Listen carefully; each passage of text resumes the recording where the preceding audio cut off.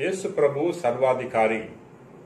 తండ్రి దేవుడు ప్రభుకి సమస్త మీద అధికారం ఇచ్చాడు. ప్రియ మిత్రులారా, అందుకనే ప్రభు మరణించి ఉత్థానమైన తర్వాత తన శిష్యులకు దర్శనమిచ్చి ఈ విధంగా తెలియజేస్తున్నాడు. ఇహపరములందు నాకు సర్వాధికారం వసగబడినది. మీరు ప్రపంచమంతటా తిరిగి సకల జాతి జనులకు సువార్తను బోధించండి అని తెలియజేశాడు.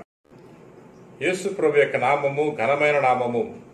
సమస్త నామముల కంటే ఘనమైన నామము ప్రభుకి అనుగ్రహింపబడింది. ప్రియా మిత్రులారా, యేసు ప్రభుకి మరణం మీద అధికారం ఉంది.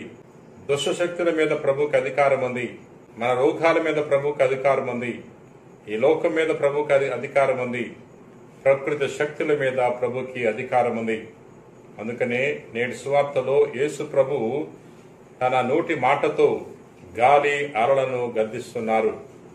ఒకరోజు యేసు ప్రభు తన శిష్యులతో పడవలో ప్రయాణిస్తున్నారు. ప్రభు అలసిపోయి పడవలో నిద్రిస్తున్నారు. అటువంటి సమయంలో అకస్మాత్తుగా పెద్ద గాలి అలలు చెలరేగాయి. పడవ మునిగిపోయే పరిస్థితిలో ఉంది. శిష్యులందరూ కూడా భయపడిపోతున్నారు. పడవ మునిగిపోతే వారందరూ కూడా చనిపోతారు అని ఆందోళన చెంది ప్రభు వద్దకు వచ్చి ప్రభుని ప్రార్థన చేస్తున్నారు. ప్రభు మమ్మల్ని రక్షించు అని వేడుకున్నప్పుడు ప్రభు లేచి గాలిని అలలను గద్దిస్తున్నాడు. గొప్ప ప్రశాంతత ఏర్పడింది. ప్రభుకి ప్రకృతి శక్తుల మీద అధికారం ఉంది కాబట్టి ప్రభు తన నోటి మాటతో ఈ గాలిని అలలను గద్దిస్తున్నాడు, వాటిని శాంతింపజేస్తున్నాడు. ప్రియా సహోదరి సహోదర, ఇక్కడ ప్రభు తన శిష్యులను గద్దిస్తున్నాడు. మీ విశ్వాసం ఎక్కడా? మీరు ఎందుకు అల్ప విశ్వాసులుగా ఉన్నారు అని ప్రభు వారిని గద్దించి ఉన్నాడు. ఎందుకంటే వారు ప్రభు చేసిన అద్భుతాలను గతంలో చూశారు. 5 రొట్టెలను 2 చేపలను 5,000 మందికి అద్భుతమైన రీతిలో పంచినది వారు కళ్ళారు చూశారు. అంతకుముందు ప్రభు చేసిన అద్భుతాలన్నీ వారు చూశారు. కానీ ఇక్కడ ఆపదలో ఉన్నప్పుడు మాత్రము ప్రభుని విశ్వసించలేకపోతున్నారు. ఆందోళన చెందారు, భయపడుతున్నారు. ప్రాణభయముతో ప్రభు వద్దకు వచ్చి ప్రభు మమ్ము రక్షించుము అని వేడుకున్నారు. ప్రియా సహోదరి సహోదర, నేటి సువార్తలో యేసు ప్రభు మనందరిని కూడా ఆహ్వానిస్తున్నాడు. తనను విశ్వసించమని కోరుతున్నాడు. ఎవరెవరైతే విశ్వసిస్తారో అటువంటి వారికి విజయము అనుగ్రహింపబడుతుంది. ఎవరైతే ప్రభు మీద నమ్మకాన్ని ఏర్పాటు చేసుకుంటారో అటువంటి వారు ప్రభువు నుండి అనేక మేలు పొందుకుంటారు. ప్రియా సహోదరి సహోదర, రక్తస్రావంతో బాధపడిన స్త్రీ ప్రభు యొక్క అంగి అంచును తాకింది. తన యొక్క రక్తస్రావము ఆగిపోయింది. ప్రియా సహోదరి సహోదర, ఈ విధంగా ఎవరెవరైతే విశ్వాసముతో ప్రభు చెంతకొచ్చారో వారందరూ కూడా దేవుని యొక్క వరాలు పొందుకున్నారు. శతాధిపతి ఒకడు ప్రభు వద్దకు వచ్చి ప్రభుని ప్రార్థన చేస్తున్నాడు.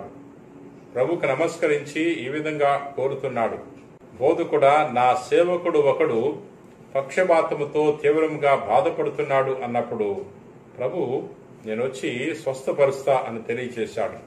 కానీ శతాధిపతి విశ్వాసాన్ని వ్యక్తపరుస్తున్నాడు. ప్రభు, నీవు నా గృహములో ప్రవేశించటానికి నేను యోగ్యుడను కాను. నీవు ఒక్క మాట పలికితే నా సేవకుడు స్వస్థుడవుతాడు అని తెలియచేశాడు. ప్రభు తెలియజేస్తున్నాడు, వెళ్ళుము, నీ సేవకుడు ఆరోగ్యం పొందుకుంటాడు అని ప్రభు తెలియచేసి ఉన్నాడు. శతాధిపతి విశ్వాసం వల్ల తన యొక్క సేవకుడు ఆరోగ్యాన్ని పొందుకున్నాడు. ప్రియా మిత్రులారా, మనం కూడా ప్రభు మీద విశ్వాసం కలిగి జీవించాలి. విశ్వసిస్తే సమస్తము సాధ్యమే. ప్రియా సహోదరి సహోదరులారా, ఈ రోజున ప్రభువు మనలను విశ్వాసములో బలపరచాలని వేడుకుందాం, ప్రార్థన చేసుకుందాం. ప్రేమ కలిగిన ప్రభువా, దయగిన సర్వేశ్వర, ప్రభువా, నేటి వాక్యం ద్వారా మాతో మాట్లాడినందులకు నీకు వందనాలు. ప్రభువా, నేటి సువార్తలో నీ కుమారుడు యేసుక్రీస్తు ప్రభు గాలిని అలలను గద్దించి శాంతింపచేసి ఉన్నాడు. తన శిష్యులు విశ్వాసము లేనందున వారిని గద్దించి ఉన్నాడు.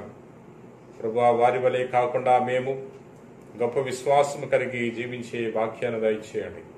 ఈ రోజున ఎవరెవరైతే ఈ వాక్యాన్ని ఆలకించి ప్రార్థన చేయించున్నారో అటువంటి వారందరినీ కూడా విశ్వాసముతో దీవించమని మా నాథుడైన క్రీస్తు ద్వారా మనవి చేయించున్నాం తండ్రి. ఆమెన్.